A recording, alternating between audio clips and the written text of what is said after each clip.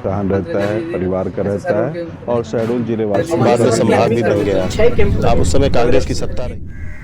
नमस्कार, मैं हूं कैलाश लालवानी और आप देख रहे हैं हाल हलचल का खास कार्यक्रम शख्सियत का आज कार्यक्रम है ये हम कर रहे हैं मध्य प्रदेश के डिंडोरी ज़िले में। आदिवासी बाहुल्य ज़िला है ये, और हम आज बैठे हैं यहाँ पर जिला पंचायत के अध्यक्ष और युवा तेज तर्रार नेता रुदेश परस्ते जी के साथ।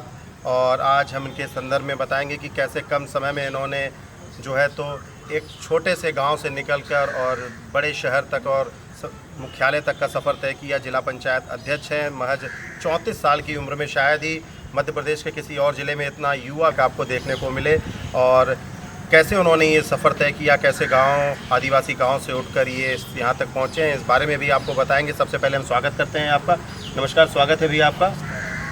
एक छोटे से गांव में आपके पिताजी किसान थे, आपके साथ के भी और लोग होंगे, लेकिन वहाँ से आपने निकलकर सिर्फ 34 साल की उम्र में जिला पंचायत अध्यक्ष का पद जो था वो पाया है यहाँ पर, और आपकी पत्नी भी जिला पंचायत सदस्य हैं यहाँ पर। तो कैसे आपने ये सब किया और कितने कम समय में? आमतौर पर राजनेताओं को देखा जाए तो उन्हें इस पद तक आते आते पूरी ज़िंदगी निकल जाती है, पूरी उम्र निकल जाती है उनकी, और बहुत कम समय में आपने अपना सफ़र तय किया। सबसे पहले तो हमारे दर्शकों को अपने बारे में कुछ बताइए कि कैसे आपकी जो यात्रा थी, राजनीतिक यात्रा, वो यहाँ तक कैसे पहुँची? देखिए, जब 2015 में पंचायती राज चुनाव का समय आया तो मेरे क्षेत्र की जनता ने मुझे आग्रह किया कि आपको चुनाव लड़ना चाहिए, हम आपको चुनाव लड़ाना चाहते हैं। तो मैंने कहा कि ठीक है, अगर आप लोग चाह रहे हैं तो मैं तैयार हूँ। उसके बाद मैं जनपद सदस्य का चुनाव जीता और 2015 में ही जनपद पंचायत बजाग का अध्यक्ष बना। डिंडोरी ज़िले का एक ब्लॉक है बजाग ब्लॉक, वहाँ जनपद अध्यक्ष बनने के बाद मैंने अपना जो डिंडोरी ज़िले की जो अपने बजाग का जो क्षेत्र के अंतर्गत जितनी जनताएं थी, मैं ऑफिस में बैठकर क्षेत्रों की जनताओं की जो समस्या थी उनका मैं निराकरण करना, उनका सुनना, उनके बीच में जाना। जब जब अपनी समस्याएं फ़ोन के माध्यम से जो भी जानकारी देते थे उनके बीच में मैं निरंतर जाता रहा। उसके बाद जिला पंचायत का चुनाव आया। उसके बाद मेरे कोरोना काल के कारण 2 साल बढ़ने के वजह से 7 साल का जो मेरा कार्यकाल था जनपद अध्यक्ष का, वो मैंने पूरा किया। और उस बीच में मैं जो क्षेत्र की जनताओं की जो मदद किया, क्षेत्र की जनताओं के साथ जो मैं एक परिवार के रूप में, उनके बेटे के रूप में उनके साथ चला।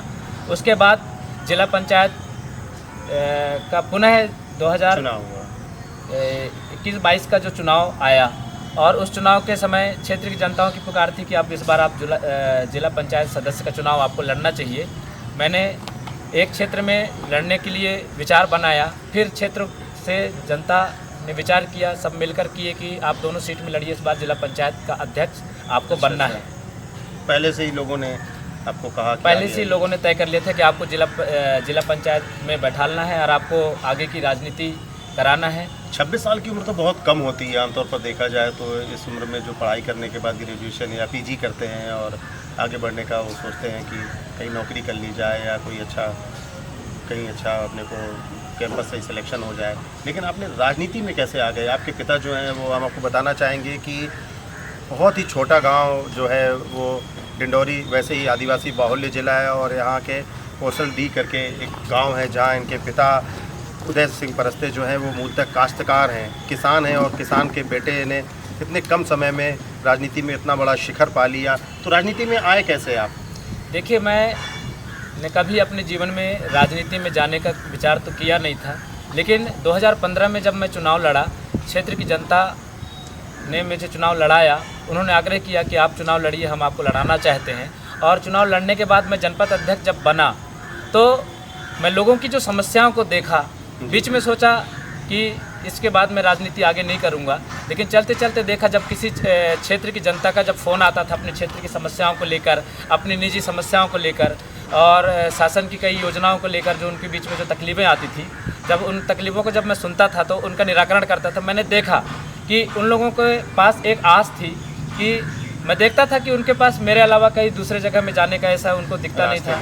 उन्होंने जिस हिसाब से मैं उनकी मदद करता था, जिस हिसाब से मैं उनका सुनता था, उनको समय देता था, ऑफिस में मैं देखता था, तो क्षेत्र की जो जनता है, ये आदिवासी बहुल्य क्षेत्र है डिंडोरी ज़िला, और अपने जंगल क्षेत्रों से बैगा जनजाति के लोग, भरिया जनजाति के लोग भी जब ऑफिस में आया करते थे तो मैं देखता था उनको कि ऑफिस में आके दरवाजे से अधिकारियों के ऑफिसों को झाँका करते थे। तो मैं देखा कि आप इतना भयभीत क्यों रहते हैं, आप लोग इतना डरते क्यों हैं आप लोग। उनको मैं बुलाता था, सोफ़ा लगवाया, अपने चैम्बर में उनको बैठाला और चाय के लिए पूछता था, पानी के लिए पूछता था, तो वो बड़ा खुश होकर जाते थे। उनकी जो तकलीफ़ थी, आधा तकलीफ़ तो वो मुझसे मिलने के बाद ही उनकी दूर हो जाती थी।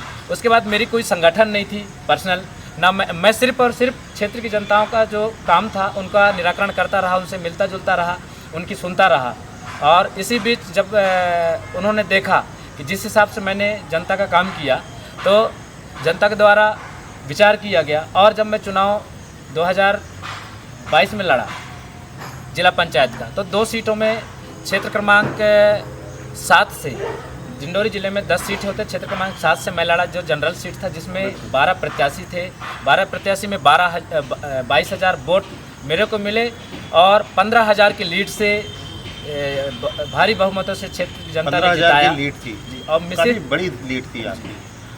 और मिसेज क्षेत्र क्रमांक 5 से लड़ी, जो 19,500 वोट पाई। 11,008 वोट की लीड से मिसेज को जिताकर लेकर आया जनता। और पहली बार आपने जो था पूरी ऐसी बॉल मारी कि बाउंड्री से बाहर चली गई, बैटिंग ऐसी की। जब जनपद का आपने चुनाव लड़ा, आपने बताया कि 2015 में पहली बार आप जनपद सदस्य चुने गए और पहली बार जिला जनपद के अध्यक्ष भी चुने गए, तो उस समय किसी राजनीतिक दल का सपोर्ट था या फिर लोगों का ऐसा क्या उस समय ऐसा जादू चला कि पहली बार आप जनपद सदस्य बने तो जनपद अध्यक्ष हो गए और जिला पंचायत के सदस्य बने तो जिला पंचायत के अध्यक्ष हो गए? कैसे ये समीकरण बैठे? देखिए, मैं उस वक्त जब जनपद सदस्य का चुनाव 2015 में जीता था, उस वक्त कांग्रेस के 2 सदस्य थे, गुड़वाना के सदस्य और निर्दलीय सदस्य, सभी लोग मिलकर जनपद अध्यक्ष मुझे बनाए थे। और कांग्रेस पार्टी का मैं दामन थामा और कांग्रेस पार्टी से बिलोंग करता हूँ, अभी भी कांग्रेस पार्टी का काम कर रहा हूँ। देखा जाए प्रदेश की अपन बात करें तो 2003 से लगातार भारतीय जनता पार्टी की सरकार है। अमूमन जो कांग्रेस में थे उन्होंने भी कांग्रेस छोड़ दी और भाजपा में चले गए, चाहे सत्ता का स्वाद कहिए या फिर कहिए कि स्वहितों में चले गए, दबाव में चले गए, अलग अलग कारण रहे होंगे। लेकिन इसी बीच जब 2015 में जब ये सरकार आई, तीसरी बार सरकार थी ये, तो उस समय आपने कांग्रेस ही क्यों चुनी? देखिए, मैं जो जैसे आपने कहा सत्ता की स्वाद, तो मैं जनपद अध्यक्ष जब 2015 से बना और अपना कार्यकाल जब किया, उस वक्त बीजेपी की सरकार थी, उसके बाद कांग्रेस की भी सरकार बनी। दोनों ही सरकार में मेरे को सत्ता से दूर रखा गया। उसके बाद जब मैं जिला पंचायत सदस्य का चुनाव लड़ा, तब भी मेरे को कांग्रेस पार्टी के वरिष्ठ नेता जो डिंडोरी से थे, जिम्मेदार लोगों ने, जो वर्तमान विधायक थे, इन लोगों ने अपने अलग से कैंडिडेट खड़े करके रखे थे, कांग्रेस से नॉमिनेट करके। मैं निर्दलीय रूप से ही जिला पंचायत सदस्य का दोनों सीट चुनाव लड़कर और जीतकर आया। आपकी आस्था कांग्रेस में थी, है और रहेगी, इसीलिए आपने कांग्रेस को नहीं छोड़ा? मेरी आस्था कांग्रेस से थी, है और रहेगी आने वाले समय। अभी भी जिला पंचायत अध्यक्ष के चुनाव में भी काफ़ी मेरे साथ घटनाएं घटे, उसके बावजूद भी मैं और मेरी पत्नी 2 ही सीट होने के बाद भी हम लोगों ने जो निर्वाचित जिला पंचायत सदस्यों ने क्षेत्र की जनताओं के आशीर्वाद से मुझे फिर जिला पंचायत अध्यक्ष बनाए। अभी जब सरकार थी, कांग्रेस की सरकार थी प्रदेश में 3-4 साल पहले, उस समय यहाँ के एक कद्दावर कांग्रेस के नेता रहे हैं ओंकार सिंह वर्मा, कैबिनेट मंत्री भी रहे हैं। आपका नाम ये कहा जाता है डिंडोरी और आसपास के क्षेत्र में, या आपने जो नाम कमाया भोपाल तक कमाया, जबलपुर तक कमाया आसपास के क्षेत्र में, तो आपके नाम को, आपके कद को तब हाइप मिली जब आपने ओंकार सिंह मरकाम का खुलकर विरोध किया, कैबिनेट मंत्री होने के बाद, अपनी पार्टी का, अपनी विचारधारा का होने के बावजूद। क्या कारण आ गया था? क्यों उनसे कोई खटपट हो गई थी? क्यों उनका आपने विरोध किया? देखिए, मैंने आज तक कभी किसी नेता या किसी सत्ता या किसी शासन प्रशासन का विरोध नहीं किया। मैं सिर्फ डिंडोरी ज़िले के विकास के लिए, डिंडोरी ज़िले की जो नीतियां हैं, जो डिंडोरी में आप देख रहे हैं कि डिंडोरी में इससे पहले जो भ्रष्ट काम हुए, मैं देखा डिंडोरी के जो स्थितियां हैं उसमें निरंतर जो यहाँ की एक कहा जाए तो एक नियम बना के रखे थे, लोगों को, क्षेत्र की जनता को गुमराह करके, उनको भ्रमित रख के और उनका जो छलावा करते थे। सिर्फ मैंने उन गलत नीतियों का विरोध किया। अब उन गलत नीतियों में जो शामिल हो गए वो उस लाइन पे चले गए। छात्रवृत्ति घोटाले की बात सामने आई थी, एक बहुत बड़ा मामले को आपने हाइप दी थी, आपके साथ हजारों की संख्या में छात्र इकट्ठे हो गए थे, आदिवासी समुदाय और अन्य समुदाय का भी बड़ा समर्थन मिला था। क्या था छात्रवृत्ति घोटाला? सीधे सीधे आपने आरोप लगा दिया था अपने की पार्टी के मंत्री के ऊपर कि आप उसमें शामिल हैं। देखिए, मैंने पार्टी के मंत्री पर आरोप नहीं लगाया था। 2019 से 21 के बीच में 5 से 7 करोड़ रुपए का छात्रवृत्ति घोटाला, गणवेश और रूम रेंट का, कीड़ा का जो पैसा का घोटाला हुआ था, उसकी मैंने जांच की मांग किया था। पर 2019 में जो सरकार थी, कांग्रेस की सरकार थी, उस वक्त डिंडोरी ज़िले के विधायक कैबिनेट के मंत्री थे, जो ट्राइबल मंत्री थे, और उनके रहते हुए, उनके सानिध्य में अगर डिंडोरी ज़िले का करोड़ों रुपए का हमारे आदिवासी गरीब परिवार के बच्चों के पढ़ाई कर रहे उनके हक के पैसे का अगर गबन हुआ, तो ये इसके जिम्मेदार तत्कालीन मंत्री हैं, जिनको ध्यान देना चाहिए। उनके रहते हुए इतने राशि का गबन हुआ। आज आप देखते हैं कि सबसे पहले हमारी क्षेत्र की जनता सिर्फ जनप्रतिनिधि इसलिए चुनते हैं ताकि वो जनप्रतिनिधि उनके क्षेत्र के, उनके परिवार के जो बच्चों के आने वाला भविष्य अच्छा उज्जवल हो सके, शिक्षित हो सकें और अच्छी शिक्षा मिल सके। लेकिन रोड, पुलिया या बिल्डिंगों का पैसा खा जाएंगे तो मैं कहता हूँ चलिए आने वाले समय में मैं पुनः बनवा लूँगा। लेकिन जिस बच्चे का भविष्य उस वक्त फीस न पटा पाने के कारण, समय पे छात्रवृत्ति न मिल पाने के कारण उनकी शिक्षा रुक गई। कुछ बच्चे फर्स्ट ईयर पढ़ के सेकेंड ईयर की पढ़ाई इसलिए नहीं कर पाए क्योंकि उनको छात्रवृत्ति का पैसा नहीं मिल पाया। अगर समय पे छात्रवृत्ति का पैसा मिल जाता तो उससे वो अपना फीस पटाकर और आगे की पढ़ाई कर लेते। अब वो जो उनका भविष्य खत्म हो गया, जिन्होंने अपनी आधी पढ़ाई करके वहीं पे रुक गए, अब वो जीवन भर उतनी ही शिक्षा को लेकर आगे का जीवन यापन करेंगे। आप इस सबके लिए ओंकार सिंह मरकाम को दोषी मानते हैं? ये दोषी मैं नहीं मानता। आप सबको पता है, क्षेत्र की जनता को पता है कि दोषी कौन है। जो जिम्मेदार व्यक्ति थे उस वक्त, उन्होंने अगर अपनी जिम्मेदारी नहीं निभाई तो उसके दोषी वही कहलाएंगे। ओंकार सिंह मरकाम कैबिनेट के मंत्री थे और जिस जगह पर हम लोग बैठे हुए हैं, डिंडोरी से ही विधानसभा के सदस्य भी हैं और लगातार 4 बार यहाँ से विधायक रहे हैं, 3 बार विधायक रहे, माफ़ कीजिएगा।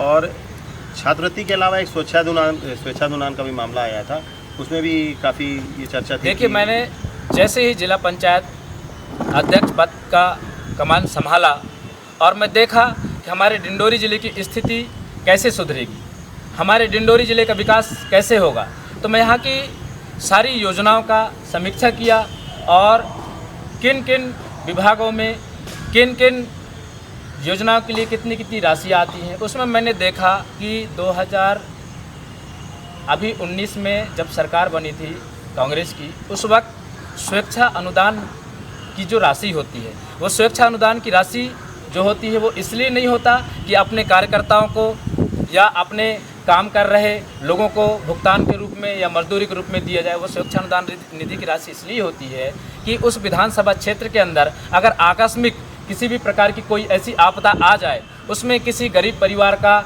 घर गिर जाए, टूट जाए, छप्पर उजड़ जाए और तत्कालीन व्यवस्था के लिए अगर उनके पास कोई जुगाड़ या व्यवस्था नहीं है, कहीं से कर्जे में उठाने के लिए अगर उनके पास किसी भी प्रकार का अपन का है सोना या चांदी का कोई जेवर जायदाद को अगर लोग रख के भी पैसे उठा लेते हैं गिरवी रख के, वो सब नहीं है।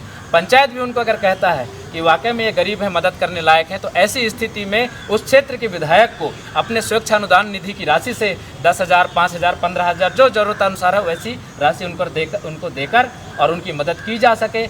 ऐसी परिस्थिति कभी आ जाए कि उस विधानसभा क्षेत्र के अंदर अगर कोई गरीब परिवार का कोई अचानक किसी व्यक्ति की ऐसी बीमारी हो जाए जिसकी जान 5-10 हज़ार लगाने पर बचाई जा सकती है, ऐसी स्थिति में उस क्षेत्र की विधायक अपने स्वेच्छा अनुदान निधि की राशि से उसको मदद करके उसकी जान बचाई जा सकती है। लेकिन मैंने देखा 15 सालों में इस डिंडोरी ज़िले का दुर्भाग्य है कि यहाँ 15 सालों में 15 साल की स्वेच्छा निधि राशि को हमारे क्षेत्र के गाँवों के लोगों के बीच में बैठक लगाए, 10-15 लोग को बोले आप समूह बना लो, समिति बना लो, आपको रामायण मंडली के नाम से पैसा दिया जाएगा।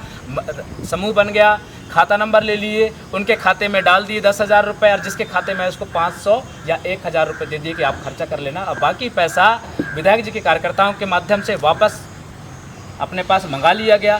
तो मैं जब जोड़ा, आज अगर रामायण मंडली की बात करते हैं तो डिंडोरी ज़िले में हर एक गाँव में अगर जोड़ा जाए तो लगभग एक गांव में 5 से 7 लाख रुपए का रामायण मंडली का हारमोनियम, तबल डुग्गी, या ढोलक या रामायण ऐसी सामग्रियां होती, लेकिन किसी भी गांव में इन्होंने राशि तो दिया लेकिन छोड़ा नहीं, वापस ले लिया। दुर्भाग्य है कि डिंडोरी मध्य प्रदेश में 230 विधानसभाओं में डिंडोरी जिला ही पहला ऐसा विधानसभा होगा जिस विधानसभा में राम भगवान के नाम से रामायण मंडली का भी पैसा जनप्रतिनिधि द्वारा वापस मंगा के रख लिया गया। कहीं ऐसा तो नहीं है क्योंकि आप कांग्रेस की राजनीति करते हैं तो आप भविष्य में विधायक बनने का सपना देख रहे हैं, इसीलिए अपनी ही पार्टी को जब तक आप उसको डोमिनेट नहीं करेंगे तब तक आपको जगह नहीं मिलेगी। बगल की भी विधानसभा क्षेत्र हैं, वहाँ भी कुछ हो सकता था, और आप भारतीय जनता पार्टी के किसी नेता पर आरोप नहीं लगाते। और भी जनपद होंगी यहाँ पर, और भी जिला पंचायत, केवल भ्रष्टाचार जो किया है तो केवल ओंकार सिंह मरकाम नहीं किया है। देखिए, मैं आज मेरा राजनीतिक जीवन 8 साल हो गए। 8 साल में मैंने कभी भी किसी भी पार्टी का पक्ष नहीं किया, जो सच्चाई था उन्हीं विषयों पे बात किया। इससे पहले मैं देखा कि जो छात्रवृत्ति घोटाला था 2019 से 21 के बीच की जांच की मांग किया, और उस छात्र आंदोलन भी किया। 17 जनवरी को छात्र आंदोलन में मैंने सीएम साहब का पुतला दहन किया और जांच की मांग किया। उसके बाद ओलावृष्टि जब हुआ, उस ओलावृष्टि के लिए मैं क्षेत्र की जनताओं को उनकी मुआवजाएं अच्छी उनके हिसाब से मिल सके, इसके लिए सागर टोला चौराहे पर NH 45 पे नेशनल हाईवे पे भी मैंने चक्का-जाम किया। मैंने सभी गलत कामों के विरोध में हमेशा आंदोलन किया और आवाज़ उठाया।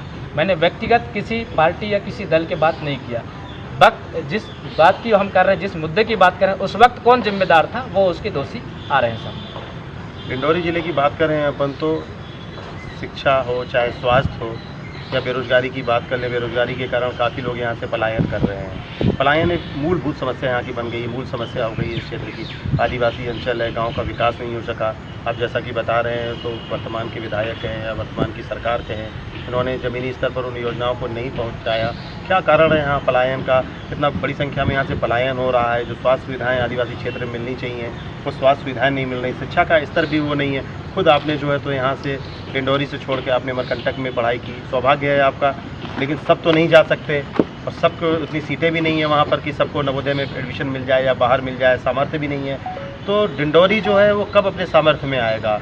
और इसके लिए आप जैसे राजनीति कर रहे हैं, युवा नेता हैं आप, भविष्य में हो सकता है कांग्रेस से विधायक भी बने, तो भविष्य की क्या रणनीति है, कैसे इन चीज़ों से उबारेंगे आप? देखिए, मेरी भविष्य की जो रणनीति है, मैंने मन में ठान लिया है कि क्षेत्र की जनता के साथ मिलकर यहाँ पे सबसे पहली बात है शिक्षा, और शिक्षा को बेहतर बनाने के लिए हमारे क्षेत्र की जनता को और डिंडोरी ज़िले के हर एक जनप्रतिनिधि को जागरूक होना पड़ेगा शिक्षा के प्रति। शिक्षा का स्तर बेहतर करना पड़ेगा, और उसी शिक्षा के स्तर को बेहतर करने के लिए जो शिक्षा के क्षेत्र में हुई बड़ी बड़ी अनियमितताएँ थीं, जिनके खिलाफ में मैंने एक आवाज़ उठाया था और छात्र आंदोलन किया था और जांच भी करवाई, जिसमें 2.5 करोड़ रुपए की अनियमितता सामने आई भी। इसके बाद स्वास्थ्य की बात की जाए तो आप देख रहे हैं डिंडोरी में स्वास्थ्य में जो हॉस्पिटल हैं, हॉस्पिटलों में सारी मशीनें हैं पर डॉक्टरों की कमी है।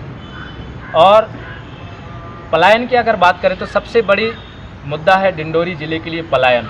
हम देखते हैं कि डिंडोरी ज़िले में हमारे क्षेत्र की जनता के पास, किसानों के पास 5 एकड़, 8 एकड़, 10 एकड़ की ज़मीन जिनके पास है वो भी बाहर पलायन कर रहे हैं। इसका मुख्य कारण है कि उनकी खेतों में उनको अच्छी सुविधाएं न मिल पाने के कारण, अच्छी उपज न हो पाने के कारण, गरीबी के कारण उनको बाहर पलायन करना पड़ता है। अगर पलायन को रोकना है तो मैंने इसमें विचार किया है कि यहाँ के पलायन तभी रुक पाएगा जब डिंडोरी ज़िले में सरकारी मापदंड के अनुसार 1 हेक्टेयर में लगभग 22 क्विंटल धान की उपज है। अगर हम हमारे डिंडोरी ज़िले के हर एक किसान को बिजली और पानी की व्यवस्था कर दें तो निश्चित रूप से हर किसान अपने ज़मीनों पे अच्छे मन लगाकर खेती करेंगे, और अच्छी खेती करेंगे तो उनकी उपज अच्छी होगी, और निश्चित रूप से जब उपज अच्छी होगी तो वो धानों को सोसाइटियों में, कोटाओं में विक्रय करेंगे, और उनका जो बीपीएल है, जो बीपीएल परिवार में जो बीपीएल आता है, जो गरीबी है, वो गरीबी का स्तर उठकर ऊपर आएगा। मैंने एक चीज़ विचार किया है कि डिंडोरी ज़िले में सबसे अहम मुद्दा है तो बिजली और पानी कृषि कार्य के लिए। बिजली तो वैसे गांव-गांव में है, लेकिन इसमें जो बिजली और पानी की जो मैं बात कर रहा हूँ, कृषि कार्य के लिए भी अगर बिजली और पानी की अच्छी व्यवस्था हो जाए। लेकिन हम देख रहे हैं डिंडोरी में पीने के लिए भी पानी की व्यवस्था इतने सालों में नहीं कर पाई है सरकार। शिक्षा, स्वास्थ्य और बेरोजगारी, अंतिम छोर तक न तो विकास पहुंचा है और न ही अभी कोई संभावना नज़र आ रही है। हम आज बात कर रहे थे डिंडोरी ज़िले के जिला पंचायत के अध्यक्ष, युवा, तेज तर्रार और सकारात्मक सोच रखने वाले युवा नेता रुजेश परस्ते जी से, और इनकी सोच हमने सुनी और आप लोगों ने भी सुना। हम आशा करते हैं कि आपकी जो डिंडोरी के विकास को लेकर सोच है वो आगे बढ़ेगी और निश्चित ही आप जो है तो डिंडोरी को विकास के पथ पर आगे ले जाएंगे। और इसी शुभकामनाओं के साथ हम इस कार्यक्रम को यहीं विराम देते हैं और अगले कार्यक्रम में हम फिर नई शख्सियत के साथ आपसे फिर मिलेंगे। तब तक के लिए इजाज़त दीजिए। नमस्कार। अपने क्षेत्र व आसपास की खबरों के साथ हमसे जुड़ने के लिए आप हमें 94757525 एवं 8450054400 पर कॉल या व्हाट्सएप पर मैसेज कर सकते हैं।